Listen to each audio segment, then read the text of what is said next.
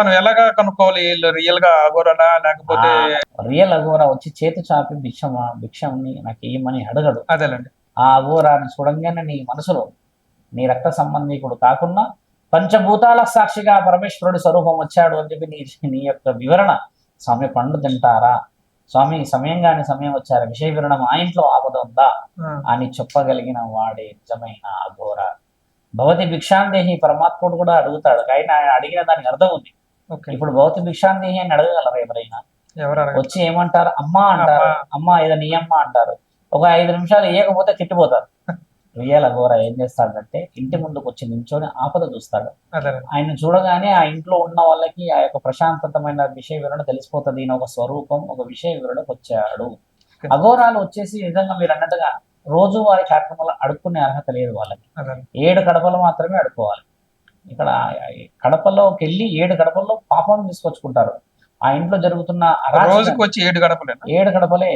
ఆ 7 కడపలు దాటేసి భిక్షాటన చేయకూడదు. తర్వాత 7 గడపల్లో వాళ్ళు భిక్షణ వేసినా వేయిపోయినా కానీ మళ్ళీ నెక్స్ట్ డే వరకు నీవు ఆకలితోనే ఉండాల్సిందే. కాబట్టి ఆకలిని కూడా జయించగలరు వాళ్ళంట. గాలితో నీరుతో కూడా సాధనలు చేసి సంపాదించిన వాళ్ళు ఉన్నారు. ఇప్పటికీ మనం చాలా విషయాలు చదువుతూ ఉంటాం. పురాణ గాథల్లో మన దగ్గర ఉన్నది we have only 30% of documentation. మనం మన హిస్టరీలో జరిగిన విషయాన్ని మాట్లాడితే మన దగ్గర 30% వివరణ శాస్త్ర గ్రంథాలే ఉన్నాయి, తాళపత్రాలు. అదే 70% ఉంటే ఈ రోజు ఇంకా భూమండలం చాలా అడ్వాన్స్ ఉండేది. అలా కొంతమంది వ్యక్తులు దౌర్జన్యంగా కాల్చేశారు కూడా. అన్నమయ్యేది కాల్చలేరా మీరు చూసారు కదా సినిమాలు. రామదాసుని బందీఖానలో పెట్టారు. అదే విధంగా నలంద విశ్వవిద్యాలయంలో ఎన్ని శాసన గ్రంథాలని కాల్చేశారు. అదే పద్మనాభ స్వామి గుడిలో ఎన్ని కాల్చేశారు. ఎందుకు కాల్చేశారు అంటే మిత్రమా, మూర్ఖుడికి క్షణిక నిర్ణయమే తప్పితే భవిష్యత్ ప్రణాళిక ఉండదు. అదే ఒక గురుస్థానంలో విద్యను అనుభవించిన వాడు తల్లిదండ్రుల ప్రేరక్షణలు బాగా ఉండి వారి ప్రేమానుభావాలని, విద్యా అర్హత తీసుకున్న ఉపాధ్యాయుడిని గౌరవించి సమాజంలో స్నేహితులని, నిజమైన సౌభాగ్యవతిని సంపాదించేవాడు భూమండలంలో ఉన్న మన ఆస్తిని కూడా కాపాడగలగాడు. నీ ఇంటి కడపనే ఆస్తి కాదు ఇక్కడ. వేరే వాళ్ళ ఇంటి కడప కూడా నీ ఆస్తి. వేరే వాళ్ళు చేసే బాధ కూడా నీ బాధే కదా. ఇవన్నీ ఎవరు చూసుకోవట్లేదు కదా, ఎవరి స్వార్థం వాడు చూసుకుంటున్నాడు. ఎందుకు చూసుకుంటున్నారు అది నేర్పిస్తే వచ్చేసింది. అది 30 సంవత్సరాల క్రితం ఉమ్మడి కుటుంబాలు ఉండే కదా నీకు తెలుసు. మరి ఇప్పుడు ఎందుకు లేవు ఉమ్మడి? మా తాతలు కూడా అప్పుడు వాళ్ళు కూడా అందరూ ఉమ్మడి కుటుంబమే, 5-6 కలిసి ఉండేవాళ్ళు తాతలు అన్నదమ్ములు. ఎలాగని ఆధునికత పెరిగిందో అలా నీ యొక్క డైలీ వాడి చేసుకునే ఎక్స్పెన్సెస్ పెరిగింది. అవును, ఒకప్పుడు వ్యవసాయమే, అన్నమే మనకు ముఖ్యమైనది. ఇప్పుడు ఏమైంది, ఈ అన్నం కోసం అని 100 మార్గాలు ఎత్తాం. ఒకప్పుడు వ్యవసాయం 100 ఎకరాల భూమి ఉంటే భార్య, పిల్లలు, అమ్మమ్మ, తాతయ్య, మామయ్య, పెద్ద మామ అందరు అనుకోని ఇలా వెళ్ళేసి వ్యవసాయం చేసుకొని సాయంత్రానికి చేరేవాళ్ళం. ఇప్పుడు అలా లేదు కదా, ఆ వ్యవసాయం పట్టించుకోవట్లేదు మనం. ఎవరు పట్టించుకోవట్లేదు, కాబట్టి ఎవరు చేసుకున్నారు ఇప్పుడు ఈ తప్పు ఎవరు చేశారు? మరి మానవులు చేసిందే కదా, ప్రకృతి నుంచి వచ్చింది కాదు కదా.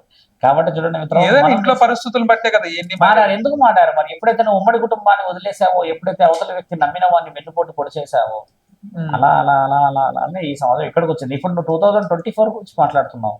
ఇంకా 2050, 60, 70 ఏముంటుందో ఆలోచించండి. ఇంకా ఇప్పుడన్నా మన ఆ జనరేషన్స్ లో ఒక మనిషిని ఒక మనిషి 2024 ఇట్లా ఉందంటారు కదా, మరి 2050, 60 సంవత్సరాలు 70 సంవత్సరం వచ్చిందంటే చూడండి, ఇంత ఫెసిలిటీస్ నాకు తెలిసి మోటార్ సైకిల్ ఫెసిలిటీస్ ఉండవు, ఇంకా ఇంత అడ్వాన్స్ టెక్నాలజీ ఉండదు. ఇంకా అప్పుడు ఉండేదంతా గాలిలో ప్రయాణాలే ఉండవచ్చు. మనిషి చూడండి ఎంత ప్రయాణానికి ఎంత సమయం ఇస్తుండే, కన్సంప్షన్ 10 నిమిషాల్లో 20 నిమిషాలు వెళ్ళిపోవాలి. దానికి మార్గాలు ఎత్తుకుతున్నారు. ఇప్పుడు ఏది ఎతికినా ఏమి ఎతికినా మనిషి యొక్క ఆయుష్ను మాత్రం వెతకలేడు, అది మాత్రం ధర్మం. పంచభూతాలని వెతకలేడు, అది మాత్రం సత్యం. వీటిని గెలవని మానవులం, ఇవి గెలవని ఈ యొక్క విద్యాబుద్ధులకి ఎప్పటికీ అర్హత లేదు. ఇంకా కలియుగం మనకి చాలా మిగులుంది, కానీ మంచితనమే మిగులుతలేదు శంకరా. ఉండే కొంత ఇంకా మంచి అనేది నాకు తెలిసి ఉండకపోవచ్చు, బహుశా ఉంటుంది. కారణ జన్ముడి పరమాత్ముడు పుట్టించుకుంటాడు. అలా భూమండలంలో ఇంకా నీకు నాకు ఈ చల్లని వాతావరణం కూర్చునే అవకాశం 1-2 వల్లనే జరుగుతుంది, అందరి వల్ల జరుగుతుంది. తిరుగుబాటు చేసింది ఖచ్చితంగా ఇప్పటికీ కూడా ఉంది కదా. ఇప్పుడు మనము ఈ విధంగా పాటిస్తున్నాం కదా మిత్రమా. మన స్పెషల్ తెలంగాణ కానీ ఏపీలో మాట్లాడితే మనది ఒక వే ఆఫ్ కల్చర్. ఇదే కల్చర్ ని కేరళ రాష్ట్రాల్లో కానీ తమిళనాడు, పాకిస్తాన్ పోతే వాళ్ళది ఒక కల్చర్. ఇక్కడ ఏం జరిగిందంటే ఒకప్పుడు ఇన్ని జాతులు, ఇన్ని యొక్క కుటుంబాలు ఉన్నా కూడా అవతల వ్యక్తి యొక్క ఆకలిని, బాధను చూసేయడానికి అవకాశం ఉండేది. ఇక్కడ ఏమైందంటే అవతల వ్యక్తి యొక్క బాధను చూడకపోవడం వల్లనే మనిషికి వ్యత్యాసం వస్తుందా లేదు. సమాజంలో జరుగుతున్న పనులు అవతల వ్యక్తిని పట్టించుకోవద్దని తల్లిదండ్రులే నేర్పిస్తున్నారు కదా మిత్రమా. ఫస్ట్ స్టెప్ చెప్తా ఎగ్జాంపుల్. స్కూల్లోకి వెళ్ళి నువ్వు ఏదైనా పెట్టిస్తే నువ్వే తిను నాన్న అనడానికి, నాన్న నీ ఫ్రెండ్ ఉంటే కూడా పెట్టి పంచుకోవాలని నాన్న అన్నదానికి తేడా లేదా శంకర? ఉంది. మరి అక్కడి నుంచే మొదలైంది కదా మరి మొక్క అదే అంటుంది. ప్రజెంట్ ఇప్పుడు ఉన్న సిచ్యువేషన్స్ ఎలాగ ఉన్నాయి అంటే, మనం మంచి చేస్తే వస్తుందా రాదా అనేది ఆలోచన ఎలా అంటే అవతల వ్యక్తిలో మంచితనం చూడడం మానేసాం మనం. అది చేయడమే తప్పు అంటున్నాను శంకర. అదే మరి పూర్వీకులందరూ బాగా 90 ఏళ్ళు 130 ఏళ్ళు 20 ఏళ్ళు వచ్చి 120 ఏళ్ళు వచ్చిన బతికిన వాళ్ళు ఈ రోజు 60-70 ఏళ్ళకి షుగర్ బీపీలు నిజంగా ఎలా వస్తున్నాయి అంటారు? అది తిండి వల్ల వల్లే వచ్చిందంటే మానవుడు చేసుకున్న తప్పే కదా. ఇప్పుడు ఆడి పరిస్థితులకు తగ్గట్టుగానే మారుతున్నాడు కదా మనిషి కూడా. ఎందుకు అలా? అది కాదు, ఒక వ్యక్తి చేసిన తప్పు ఇదంతా. మీరు అన్నది ఫుడ్ గురించి కూడా చెప్తున్నాము. హైబ్రిడ్ గా తినాల్సిన అవసరం ఏమొచ్చింది మనకి? స్పెషల్ గా మనమే మాట్లాడదాం. ఒక మనిషి అంటే తొందరగా కావాలన్న తరుణమే ఈ రోజు తొందరగా పోతున్నాం. ఒకప్పుడు పండేటి 6 నెలల నుంచి 90 రోజుల నుంచి 120, 160, 180 రోజుల వరకు పంట చేతికి రావాలి శంకర. అయితే వ్యవసాయం అయితే ఇప్పుడు బియ్యం అవన్నీ అలాగే వస్తున్నాయి. కానీ మీరు కూరగాయలు ఇవన్నీ తీసుకుంటే అలా రావట్లేదు. పండ్లు కూడా చిన్నదాన్ని ఇంజక్షన్స్ ఇచ్చి పెంచేస్తున్నారు. అంటే దాని విధంగా చూసుకుంటే నీ యొక్క శరీరానికి వెన్నుపోటు నువ్వే పొడుచుకున్నట్టు కదా. ప్రతిదీ మన కలుషితం చేసుకున్నాం కదా శంకర.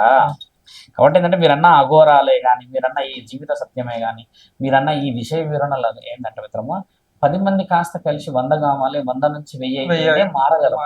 ఒక్కడు ఎన్ని చెప్పినా కూడా ఇక్కడ చూడండి, మేమే ఉన్నాం ఒక శివ సాధువులము. మాకే దినదిన గండం ప్రతిరోజు ఇబ్బంది. ఏమని? ఒక వ్యక్తి వస్తారు, సమస్య చెప్తాం, దీన్ని చూసి ఇంకొక వ్యక్తి ఏమనుకుంటాడు? సమస్య పరిష్కారం జరుగుతుంది, బాగానే ఉంది అనుకుంటారు. అయితే ఇందులో కూడా ఆయన అలా ఉంటే మనం కూడా అలానే ఉందామని చెప్పేసి కూడా చాలా మంది వేషాధారణతో తిరుగుతూ వస్తున్న వాళ్ళు ఉన్నారు. కాబట్టి లాభం అనేది చేయకూడదు అంటున్నాను. ఇప్పుడున్న ఈ జీవితంలో ఎవరి యొక్క ప్రణాళిక వాళ్ళు 5 జాతులని పరమాత్ముడు చెప్పాడు కదా. ఇప్పుడు ఒకటి, తల నుంచి ఒక వ్యక్తిని బ్రాహ్మణిచ్చాడు, క్షత్రువునిచ్చాడు, కుమ్మరి వాళ్ళనిచ్చి పని చేసిచ్చి ఈ విధంగా ఆయన పెట్టినప్పుడు నీవు వేరే నిర్ణయాలు తీసుకునే రైట్స్ ఎవరిచ్చారో అంటున్నాం. అంటే అది నీ నిర్ణయమే కదా, సొంత లాభమే కదా. మరి అలా మీరు అన్న ప్రశ్న అన్నింటికి ఏంటంటే వెరీ డిఫెస్ట్ క్వశ్చన్స్ మీరు అడుగుతున్నారు.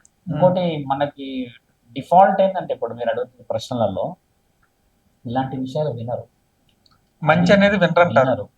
అదే నేను ఇప్పుడు ఇద్దరం వీడియో కొట్టుకుందాం కదా, ఆ వీడియో ఎలా వెళ్తుంది చూడండి. ఒక గౌరవ వచ్చాడు, ఈయన కొట్టుతున్నాడు, ఆయన కొడుతున్నాడు, వీడియోకి వాల్యూ వస్తుంది. కానీ ధర్మంగా సాక్ష్యమైన విషయాలు మాట్లాడుతున్న ఒక సాధకుడు, ఒక విషయ వివరణ ఇస్తున్న ఒక బ్రాహ్మణుడు, ఒక స్వామి వేషంలో ఉండి మాట్లాడుతున్న ఒక స్వామికి, నిజంగా అఘోర తత్వం తీసుకున్న ఒక గురువుకి నాలుకకి విలువ లేదు.